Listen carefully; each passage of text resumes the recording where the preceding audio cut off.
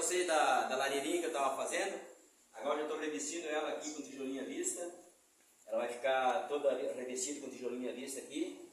Aqui a frente não está pronta ainda porque tem que colocar o chaminé aqui. Mas a hora que ela estiver pronta aí eu vou mandar ela prontinha, rebocada e com revestido com piso. Valeu, galera!